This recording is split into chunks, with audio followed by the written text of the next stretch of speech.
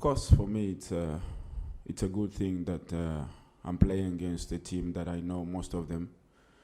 And yes, I have to spy on them because everyone for himself. So yeah, we look at their video clips and see how we can try and contain them because, as you know, very good players. Most of them play in the PSL, and most of them have played with them in the same team. So all I need to do is to give an insight on what I know about them and how to try and stop them from their fast attack, because we know they're very quick going forward. So yes, every team has its own weaknesses. They also have their weaknesses, and that I have to tell my teammates as well on how to deal with it. But we're looking at the entire team. We're not going to look at individuals like Kamabiliat and Knowledge Msona and Yasham Sheikh. We just need to focus more on the entire team, because not one player will be able to play alone.